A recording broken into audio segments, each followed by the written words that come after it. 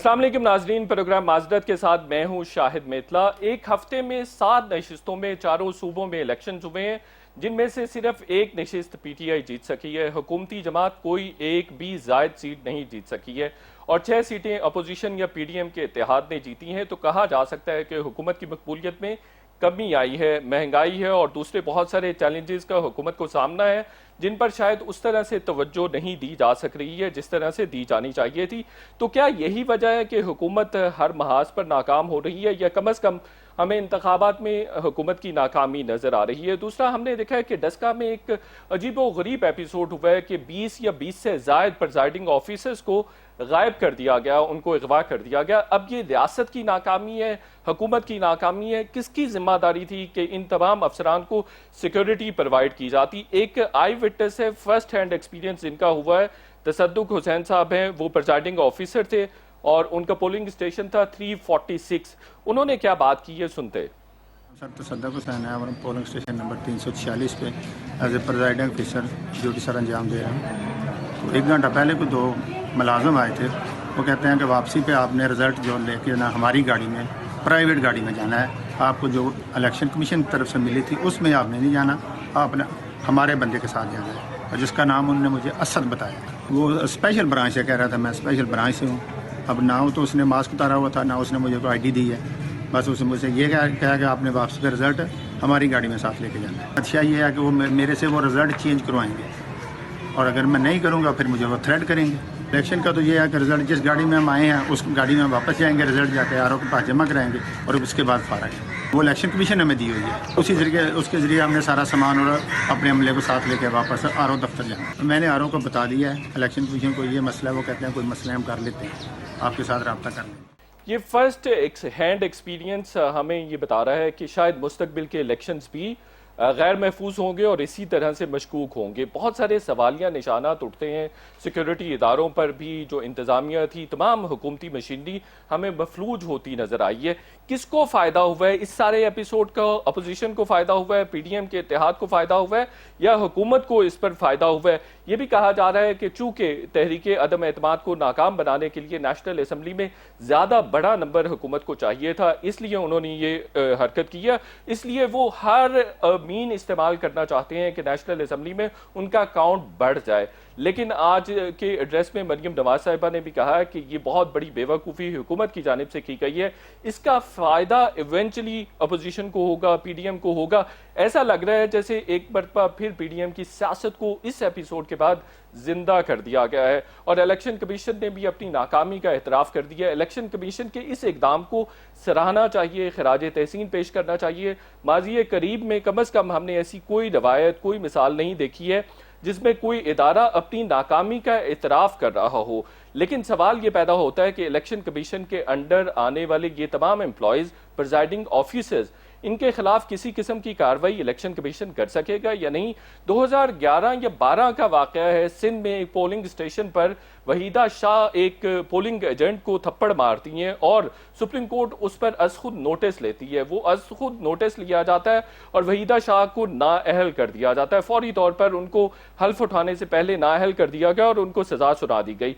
क्या इस इंसिडेंट में मुलव्वस अफराद के खिलाफ भी कोई कार्रवाई हो सकेगी, उनको कोई सजा हो सकेगी? इस पर भी बात करेंगे और ये भी बात करेंगे कि जहांगीर तरीन साहब की सियासत में एंट्री हुई है। सियासत में जहांगीर तरीन साहब की एंट्री, इमरान खान जो हाई मोरल ग्राउंड्स लेते रहे हैं, हमेशा सियासी इक़दार के हवाले से बड़े कॉन्शियस रहे हैं, बड़े लेक्चर्स भी देते रहे हैं, हमें बताते भी रहे हैं कि सियासी रवायात और इक़दार बड़ी बुलंद होनी चाहिए और बड़ी ज़र्फ़ वाली होनी चाहिए। वो खुद ही जहांगीर तरीन साहब को अलर्ज करते रहे। अपने जितने भी इंटरव्यूज़ हैं उन्होंने एडमिट किया है कि जहांगीर तरीन साहब तनहा शुगर स्कैंडल के जो एक तरह से किरदार थे वो थे और मास्टरमाइंड थे। फिर उनको क्यों दोबारा से इंडल्ज किया गया, क्यों उनको इन्वॉल्व किया गया, इस पर भी बात करेंगे। और आज हमारे साथ बड़े ज़बरदस्त गेस्ट मौजूद हैं। अवैस तौहीद साहब सीनियर सहाफ़ी, सीनियर तज्ज़ियाकार ज्वाइन कर रहे हैं। हाफिज़ तारिक महमूद साहब सीनियर सहाफ़ी हैं, सीनियर तज्ज़ियाकार हैं और न्यूज़ वन पे एक बहुत ज़बरदस्त प्राइम टाइम टॉक शो भी करते हैं।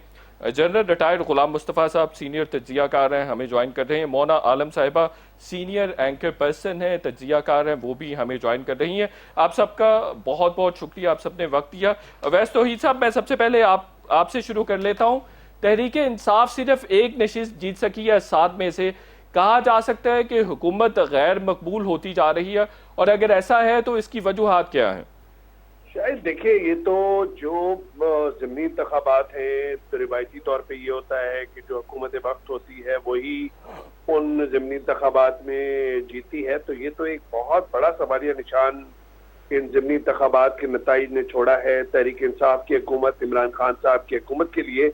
और चारों सूबों के अंदर पशीन की आप सीट ले लीजिए, सिंध के अंदर सीट ले लें, कराची के अंदर ले लीजिए आप सीट का जो रिजल्ट आया है ज़िमनी इंतखाबात का, फिर उसके बाद वजीराबाद पंजाब के अंदर। और सबसे बड़ा जो बैरोमीटर है या पैमाना है कि जो इनका खासा था कि जी खैबर पख्तूनख्वा के अंदर इनकी हुकूमत ने बहुत कारनामे अंजाम दिए हैं और इसी वजह से इनको दूसरी मरतबा 2013 के बाद 2018 में भी एक बहुत बड़ी अक्सरियत दी। आप अंदाजा लगाइए कि नौशेरा की सीट जो है वो इनके अंदरूनी खलफचार, अंदरूनी इख्तलाफात को भी रिफ्लेक्ट करती है, और साथ साथ में जो बढ़ती हुई महंगाई है या दूसरे जो मसाइल हैं, या आप इसे कह लें कि इनकी मकबूलियत के अंदर कहीं ना कहीं कमी नजर आ रही है।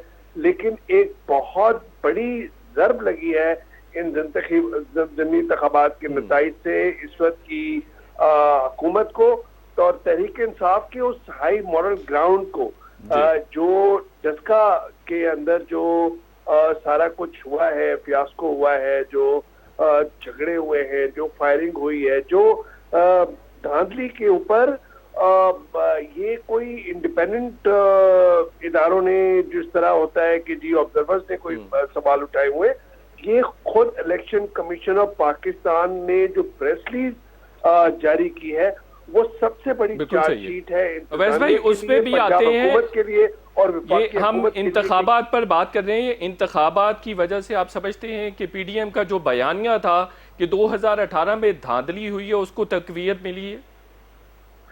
देखिए, शायद इंतखाबात में धांधली की एक बड़ी तारीख है, बहुत पुरानी तारीख है।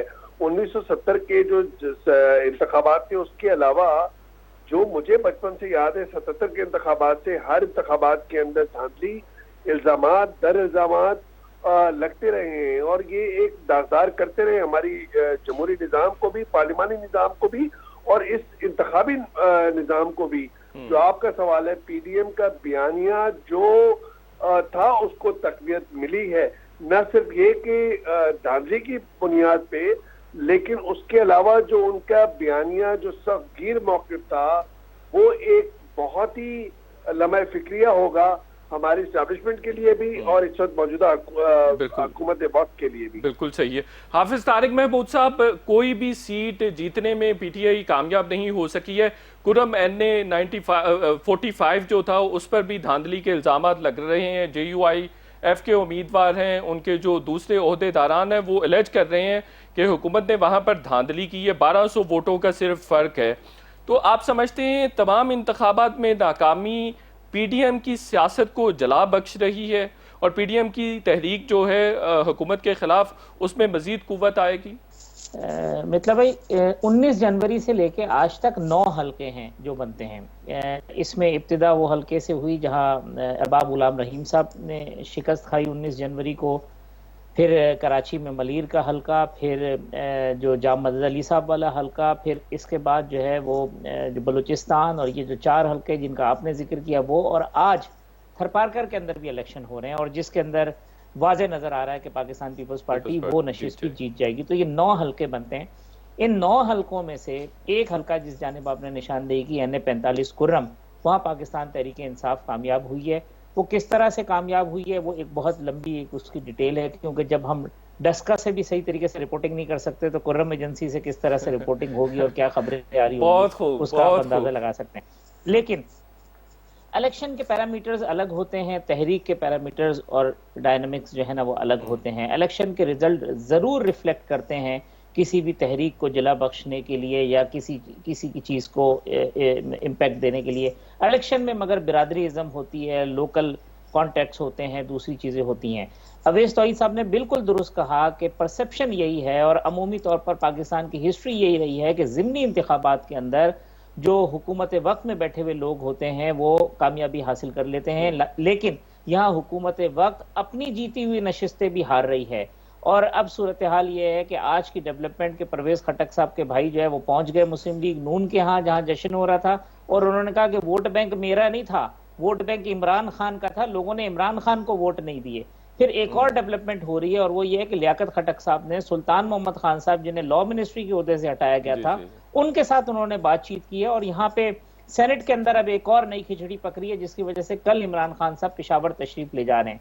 तो मुश्किलात जरूर बढ़ रही है पाकिस्तान तहरीक इंसाफ के लिए, और मोराल जो है वो बहुत जरूर बूस्ट हुआ है पीडीएम का, स्पेशली पाकिस्तान मुस्लिम लीग नून का, इन इंतखाबी नताइज के लिए। लेकिन जीता कौन है? जीता शायद ना मुस्लिम लीग नून है, ना पीपल्स पार्टी, ना पीटीआई। मैं समझता हूं कि एक रियासत जो है वो हारी है, और रियासत इस वजह से हारी है कि 2021 के अंदर भी हम अपने जो इंतखाबी निज़ाम है, जो इंतखाबी मामलात हैं, उसका रिफ्लेक्शन है कि आइंदा अगर इंतखाबात होंगे तो वो भी इसी तरीके से होंगे, जहां जिसकी धौंस होगी, धमकी होगी, ताकत होगा, वो उसकी बुनियाद के ऊपर रिजल्ट हासिल करेगा, छीनेगा, बैलेट बॉक्स भी छीनेगा।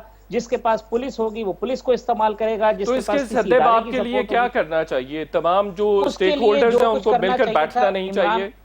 इमरान खान साहब 2014 में आए थे कि जी हम 4 हलकों के आप खुलवा लें, इलेक्टोरल रिफॉर्म। 2018 में जीतने के बाद भी 2021 में खड़े हैं। आज तक हम जो है ना आगे बढ़ने के बजाय पीछे चले गए। ये कहना कि अपोजिशन की वजह से ये नहीं हुआ, ये आज इतनी टेंशन जरूर है, लेकिन 2018 के फौरन बाद जो स्टेप उठाने चाहिए थे इंतखाबी इस्लाहात के लिए वो नहीं उठाए हुकूमत ने, क्योंकि इंतखाबी इस्लाहात पाकिस्तान की सियासी जमातों को सूट नहीं करती हैं, इंक्लूडिंग पाकिस्तान तहरीक इंसाफ। बिल्कुल ठीक है। अच्छा गुलाम मुस्तफा साहब, ये फरमाइएगा, जैसे हाफिज साहब भी कह रहे हैं कि पीटीआई को भी धौंस धांधली सूट करता है, इसलिए वो नहीं रिफॉर्म्स कर रहे। मुझे ये बताइए, कल दस्का में जो हुआ है उसका जिम्मेदार कौन है, किसने किया है? देखिए, मेरी बात का बुरा मत मनाइएगा। डस्का के बारे में ये सारे जो मेरे दोस्त बोल रहे हैं कितना जानते हैं डस्का, उसके इर्द गिर्द को, उसके जो अमूमी हालात हैं उस इलाके में क्या है, डायनामिक्स क्या है वहां पे। देखिए, हम बात तो कर रहे हैं, क्या आप इसको इस तरीके से नहीं देखना चाहते कि भाई हुकूमत वक्त चाहती तो धांधली करती तो इलेक्शन जीत जाती वो। मैं एक नुकता अगर दूसरा पेश कर रहा हूँ, उन्होंने नहीं किया। लेकिन जनरल साहब वो तो क्लेम कर रहे हैं कि वो जीत गए हैं, 7,000 की लीड है। जी जी जी, आप मेरी बात सुनिए। जी जी जी, फरमाएं। आप ये भी तो कह सकते हैं ना, मैं आपसे बात कर रहा हूँ कि भाई हुकूमत वक्त अगर चाहती 200 धांधली तो कर लेती, तो जीत जाती सीटें, ऑफ कोर्स जीत जाती हुकूमत। हमने देखा सारा कुछ होते हुए। और यह भी एक हकीकत है जो भी ये तारिक कह रहे थे कि हमारी कोई सियासी पार्टी अपने आइन में जो हमने बिगाड़ पैदा कर दिया ना उसको ठीक करना चाहते हैं, ना ही किसी निजाम को ठीक करना चाहते हैं। और हम इस बात पे खुश है कि इलेक्शन कमिश्नर ने एक बात कह दी कि जी ठीक है, ये सारी जिम्मेदारी इलेक्शन कमीशन की है पाकिस्तान की। कितना बजट लेते हैं साल का वो? आपने पंजाब के जो चीफ इलेक्शन कमिश्नर उनकी बात सुनी, कोई देखा उनको क्या कर रहे थे वो? अब मुझे बताइए कि 1975 को मैं इसलिए आपसे सवाल पूछा था, अगर मुझसे कहते तो मैं सबसे पहले मुझे पता होता कि यहाँ के मसाइल क्या है, यहाँ पे किस किस्म के वो जराइम पेशा लोग हैं, ड्रग्स माफिया का क्या किरदार है, यहाँ पे क्या कुछ हो रहा है यहाँ पे। इसको मुझे ये धुंध आज तो नहीं पढ़नी है, धुंध तो पिछले 2 महीने से पढ़नी धुंध। मुझे ये पता होता कि धुंध पढ़नी है, मैंने कैसे प्रोटेक्ट करना है। आपने एक आदमी की बात आपने उठा के सुन ली, बाकी जो आरोप थे उनकी भी तो बात सुने ना, क्या हो रहा था। जिन लोगों ने भी वहां पे लोकल जाके जिनको पता है हालात, तो आपको बताएंगे कि पाकिस्तान के जो पंजाब के खास तौर पे, और यहाँ पे हुकूमत की नाकामी है, जो बात आपको करनी चाहिए कि पंजाब में जो क्राइम रेट्स जिन इलाकों में बहुत ज्यादा है, आप कभी इन पे गौर कीजिए, आप सब मीडिया के लोग हैं। अब मुझे बताइए डस्का की क्या हालत है, आपको समझ आ जाएगी हालात क्या है। जनरल साहब आपकी बात बिल्कुल ठीक है, लेकिन ये जराइम के अलावा ये बड़े ऑर्गेनाइज तरीके से किया गया है। ऑर्गेनाइज तरीके से कोई भी क्राइम हो वो मुश्किल होता है कि कोई छोटे मोटे जो जराइम पेशा अफराद हैं वो करें। जी छोटे मोटे नहीं है जी, यही तो मैं आपसे अर्ज कर रहा हूँ ना जी। आपको भी, इंक्लूडिंग तारिक साहब को भी, अवैध साहब को पता नहीं हालात का। मैं आपसे अर्ज कर रहा हूँ आपको, ये बिल्कुल सही है। आप मुझे ये बताइए बैठे हुए सारे डस्का का crime rate as compared to Nowshera, ये जो है वजीराबाद इस इलाके का जो है अहमदाबाद, क्या है इसका क्राइम रेट? सर ज्यादा होगा, ज्यादा है, लेकिन इस तरह तो हमने कभी नहीं, ये बहुत अनप्रेसिडेंटेड था, हमने कभी माजी में नहीं देखा। और फ्यूचर में भी अल्लाह करे हमें ऐसे मनाजिर देखने को ना मिले। कभी नहीं देखा गया कि 20 या 23 के करीब प्रिजाइडिंग ऑफिसर्स उठा लिए जाए, फिर रिजल्ट चेंज कर दिया जाए, 88 या 90% उनका टर्न आउट कर दिया जाए। आपको जो बात कर रहा हूँ जी, मैं एक देहात का रहने वाला हूँ जी, एक इलेक्शन में मेरे देहात में तमाशा मच गया, वोट है हमारे 350 बिल्कुल हमारे देहात में पोल की थे 1300 वोट तो उनको ये अफसोस नहीं था कि उन्होंने ज्यादती की। मुझे वो कह रहे थे सर थोड़ा टाइम मिल जाए ना, को 1000-2000 वोट और पाल लें।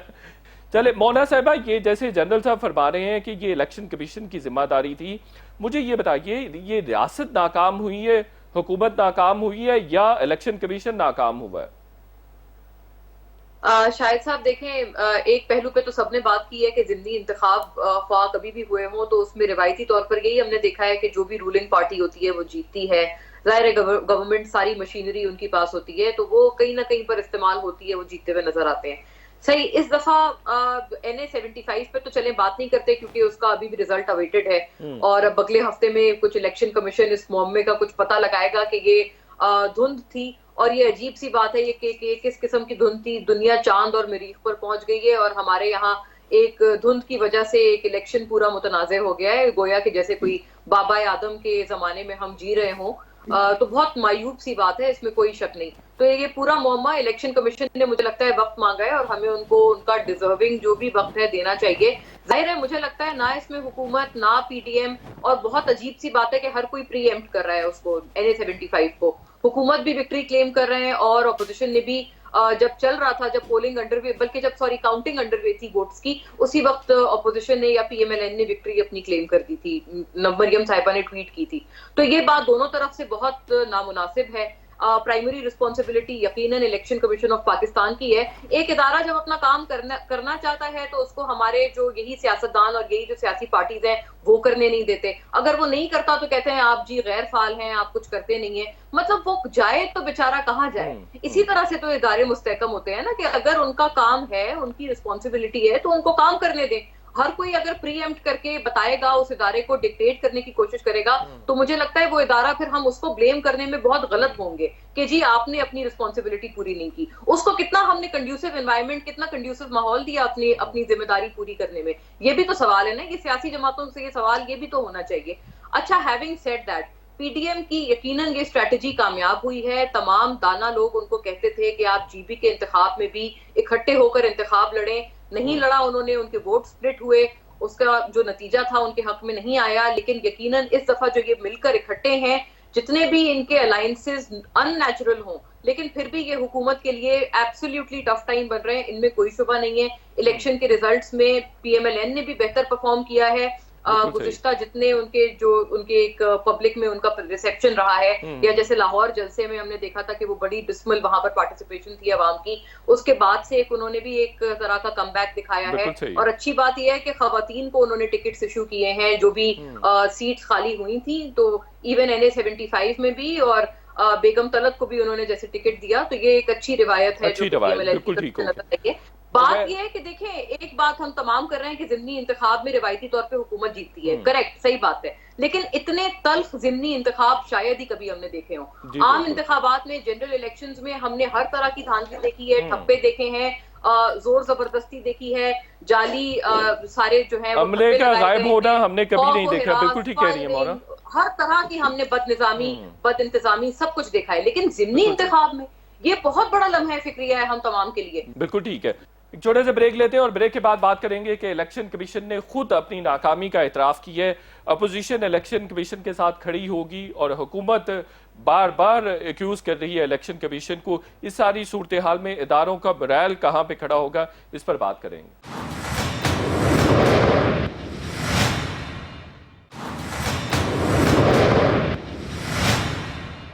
वेलकम बैक नाजरीन। हाफिज तारिक महमूद साहब, अवैस तौहीद साहब, मोना आलम साहिबा और जनरल गुलाम मुस्तफ़ा साहब हमारे साथ हैं। अवैस तौहीद साहब, डस्का में जो हुआ है, आप समझते हैं जिम्मेदारों का तयन होना चाहिए और उनको सजा मिलनी चाहिए? बिल्कुल होना चाहिए। शायद देखिए कितने अफसोस की बात है कि सारे लोग बात कर रहे हैं धांधली की, वहां पे फ्रॉड की, उसकी, लेकिन वो जो 2 लोगों की जाने गई हैं उसके जिम्मेदार कौन है? क्या ये दोनों जमातें, नून लीग की लीडरशिप और तहरीक इंसाफ की लीडरशिप इसकी जिम्मेदार नहीं है? क्या वो दो एक्टिविस्ट जो हैं उनकी जाने किस उसमें गई?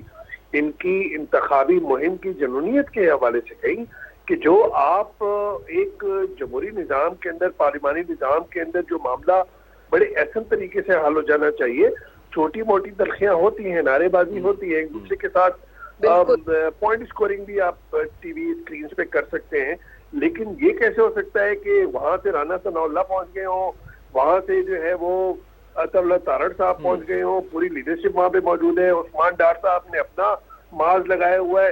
ये किस तरह, ये कोई रेसलिंग का दंगल है? आप अंदाजा लगाएं, देखिए मशकूक तो हो ही गए डरका के, इसमें तो कोई दो राय नहीं है। और ये जो रिटर्निंग ऑफिसर धुंध के अंदर जो गायब हुए हैं या गायब किए गए हैं, वो उनके 6-7 घंटे ताखीर से बहुत बड़ी एक ट्रेल है अनआंसर्ड क्वेश्चंस की। और मैं ये समझता हूँ कि धुंध जो है सिर्फ डस्का के इंतखाबात पे नहीं, हमारे जमहूरी निज़ाम पर, हमारे पार्लिमानी निज़ाम पर, और सबसे ज्यादा हमारे इंतखाबी निज़ाम पर है कि किस तरीके से धुंध की चादर ने उसे जो है लपेटे में लिया हुआ है। मैं ये समझ रहा हूँ शायद कि ये 23 जो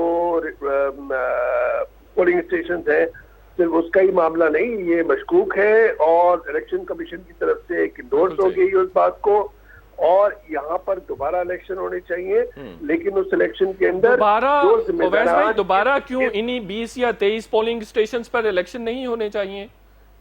नहीं, देखिए जाहिर बात है, फिर एक टेक्निकलिटीज में बात आ जाती है ना कि अब कौन मैं और सही और कौन सही और गलत साबित करेगा कि एक तरफ 30-35 वोटिंग की शरह है, जो नून लीग वालों ने एतराजात उठाए वो नहीं मानेंगे। जाहिर बात है कि अब कंट्रोवर्सी में चला गया ये सारा मामला, कंट्रोवर्शियल हो गया बिल्कुल सही। और 23 जो हल्के हैं जो जहाँ पे ये मामला हुआ है, कसिया हुआ है, कंट्रोवर्सी हुई है, वहां पे वो 70-80% वोटिंग की शरह है। तो जाहिर बात है कि फिर एक और हम तस्वीर देखेंगे नून लीग और तहरीके इंसाफ की। लेकिन मैं ये समझ रहा हूँ कि ये वेकअप कॉल है, न सिर्फ हमारे ठीक हो गया जो लीडरशिप के लिए कि वो जमहूरी निज़ाम और पार्लिमानी निज़ाम को कमजोर करने के बजाय उसे इस्लाहात के साथ मजबूत तरीके से तकसीत दे, वरना फिर ये हमारे पूरे सियासी निज़ाम को इस धुंध की चादर जो है वो अपनी लपेट में ले लेगी। बिल्कुल ठीक हो गया। तारिक महमूद साहब, इस पर्टिकुलर वाक़े का फायदा अपोजिशन को हुआ है, नून लीग को हुआ है? मित्र साहब, पहले तो मैं जनरल साहब की थोड़ी सी बात का जवाब देने की जसारत करूंगा। जी जी, बड़े मोहतरम है और बहुत बोल्ड बात भी करते हैं। बात ये है कि हो सकता है ग्राउंड डायनामिक्स तो या ग्राउंड रियलिटी किसी को कराची की भी पता नहीं हो, कोई कराची ज़िंदगी में कभी नहीं आया हो, लेकिन हम देखते हैं कि कराची के ऊपर कितना सैर हासिल बहस कर रहे होते हैं। वो लोग जिन्होंने कभी पार्लियामेंट की शक्ल नहीं देखी, जिनको पार्लियामेंट का पता नहीं है, कभी कौंसलर का इलेक्शन नहीं जीते, वो पाकिस्तान की सियासत के ऊपर ऐसे ऐसे बहस कर रहे होते हैं कि आपकी अकल दंग रह जाती है कि इनको कितनी मालूमात है। देखें, जब भी तज्जिया किया जाता है हक़ाइक़ की बुनियाद के ऊपर, इल्म की बुनियाद पे, मुशाहिदे की बुनियाद पर, मुताले की बुनियाद के ऊपर, वाक़यात की बुनियाद के ऊपर, इसी के ऊपर तज्जिया आप तज्जिया करते हैं ना। वरना तो साउथ अफ्रीका के बारे में आपने शायद कभी गए भी ना हो, और आप कभी साउथ अफ्रीका और अमेरिका के रिलेशन पे बात करें तो क्या आपको सिर्फ इस वजह से उस पर बात करने का हक हासिल नहीं है कि आपने साउथ अफ्रीका कभी ज़िंदगी में नहीं देखा? तो हम लोग रोज़ाना चीज़ें देखते हैं, सीखते हैं। मसला सिर्फ ये है कि कोई चीज़ हमारे मिजाज के बरखिलाफ हो रही होती है तो हम जहनी और दिली तौर पर कबूल करने को तैयार नहीं होते हैं, क्योंकि हम दिली तौर पर इतना टूट के चाह चुके होते हैं। बहुत सारे लोगों का इमरान खान के साथ ऐसा रोमांस है कि वो 2.5 साल की नाकिस परफॉर्मेंस, बदतरीन कारकर्दगी, वादों की नाकामी और बहुत सारी दूसरी चीज़ों के बावजूद वो अभी तक उस इश्क से बाहर निकलने पे तैयार नहीं है। वो ग्राउंड रियलिटी को जो है तस्लीम करने को तैयार नहीं है। मैं जन साहब की तरफ इशारा नहीं कर रहा, मैं दूसरी तरफ बात कर रहा हूँ कि बहुत सारे ऐसे लोग हैं। नहीं, मैं वो इश्क जो है वो टूटने का नाम नहीं ले रहा। जनरल साहब, उन्होंने तो पहले कह दिया कि जवाब देने से पहले क्या मैं ये जसारत कर सकता हूँ या नहीं, तो इसका मतलब जवाब भी दें, सब कुछ करें, मुझे कोई इशू नहीं है, please, I have no issues. नहीं, वो जनरल बात कर रहे हैं। जी जी, तो वो इश्क देखें, इसमें कोई शक नहीं है कि पाकिस्तान मुस्लिम लीग, नून और पीपल्स पार्टी की बैड गवर्नेंस की वजह से इनकी लूट मार, बददियानती और करप्शन के स्कैंडल्स की वजह से लोगों ने इमरान खान को एक तब्दीली के नाम पे, एक उम्मीद के नाम पर वोट दिया। लेकिन उसके बाद क्या हुआ, जिन्होंने वोट दिया वो भी सर पकड़ के बैठे हुए हैं कि यार ये हमारे साथ क्या हाथ हो गया। अब बात आ जाए इसके ऊपर पर्टिकुलर वाकये का फायदा किसको हुआ है? अपोजिशन जो बयानियां बनाने की कोशिश कर रही थी कामयाब हो गई है। जनरल साहब जो कह रहे थे ना कि अगर हुकूमत चाहती तो वो इन इंतखाबात में सब कुछ कर सकती थी, तो क्या हुकूमत ने नहीं चाहा? इमरान खान साहब और उनके लोग जो है वो क्या ऐवान वजीर आजम और ऐवान वजीर आला में बैठ के लखनऊ की सियासत करते रहे कि जनाब चलिए हुजूर आप वोट डाल लीजिए, हम कुछ नहीं करेंगे? ऐसा तो नहीं हुआ। फिर दौस आशिक ऐवान से लेके उस्मान डार तक और फिर डीपीओ से लेके और पुलिस तक लोगों ने वही काम किया जो पाकिस्तान की रिवायती सियासत में होता रहा है, वही काम किया जो मुस्लिम लीग नून ने किया है, वही काम किया जो पाकिस्तान पीपल्स पार्टी सिंध के अंदर करती है, वही काम किया जो वडेरे और जागीरदार जो जिनके औताकों के अंदर पोलिंग स्टेशन होते हैं। तो कोई नया काम नहीं किया जो हम उम्मीद कर रहे थे पाकिस्तान तहरीक इंसाफ से। अब आपका सवाल यह कि इसका फायदा किसको हुआ? इसके ऊपर मीडिया पे जो गेम प्ले किया है, जो चीज पोर्ट्रे की है, वो अपोजिशन ने ज्यादा अच्छे तरीके से की है। उन्होंने ज्यादा अच्छा रोना पीटना किया है, उन्होंने ज्यादा अच्छा कहा है कि एक्सप्लॉइटेशन की बात की है।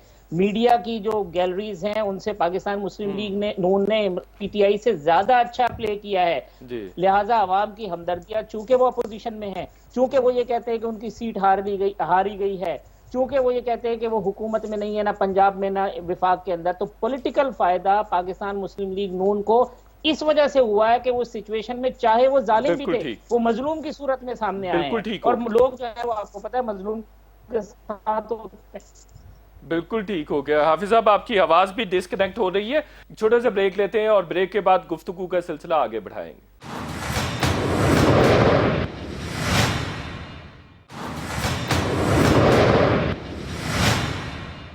वेलकम बैक नाजरीन। पाकिस्तान के सियासी मंजरनामे पर जहांगीर तरीन साहब की वापसी हुई है।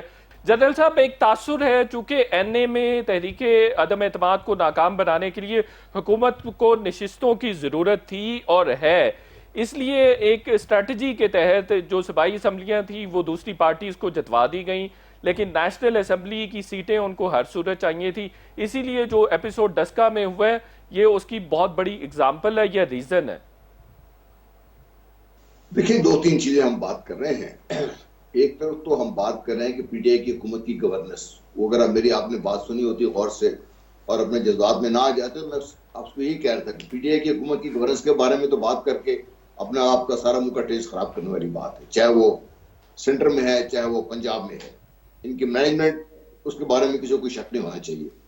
देखिए, इश्यूज और हैं जिसपे हम बात करेंगे। इशू ये है, देखिए, पाकिस्तान में जिसपे भी हमने गोल सबने बात कर दी, पाकिस्तान का ये सिस्टम ऑफ गवर्नेंस है, ये पाकिस्तान का सिस्टम इलेक्शन है, जो हमने इदारे तरतीब देकर रखे हुए सिलसिले में, वो अपना काम या तो जानते नहीं है, करना नहीं चाहते, या बावजूद ऐसे करते हैं जिससे फायदा स्टेट को नहीं पहुंचे, फायदा इंडिविजुअल्स को पहुंचे, फायदा पार्टीज को पहुंचे। हम किस तरफ नहीं देख रहे। ठीक है, इस सारे का फायदा नून लीग को हुआ जो NA-75 का है। तो क्या आपका क्या ख्याल है कि नून लीग वालों को ये नहीं पता कैसे मैनेज करनी चीजें? वो तो हुकूमत में रहे काफी अरसा। तो इशू ये कि we have to look at both side of the picture and then draw our conclusions. ठीक है, ये जो बात कर रहे थे कराची के बारे में बात कर, खाने के बारे में बात कर, बिल्कुल नहीं बात करनी चाहिए, but you will be surprise how much I know about Karachi. That is an issue, different issue. मैं कहने का बताइए, जब मैं कहता हूँ ना ग्राउंड रियलिटी डस्का की क्या है, देखिए वहां डस्का को अगर आप कोई गए हो, इससे ज्यादा फिल्थी कस्बा और शहर बन चुका हुआ है, मैंने नहीं देखा पिछले 40 साल में। इसको जिस तरीके से तबाह हुआ है सारा। यहाँ पे जितने लोग इमेजिनेटिव काम करने वाले लोग हैं उतने भी पाकिस्तान में शायद कहीं और ना हो, लेकिन यहाँ पे जो क्राइम रेट है और जिस तरीके से ड्रग माफिया ने कंट्रोल किया हुआ था वहां पे, उसका भी हमें शायद अंदाजा नहीं है। मैं ये आपसे बात करूं कि हमें पूरी ग्राउंड पिक्चर बिल्कुल ठीक हो गया। मैं आपका पॉइंट समझता हूं जनरल साहब।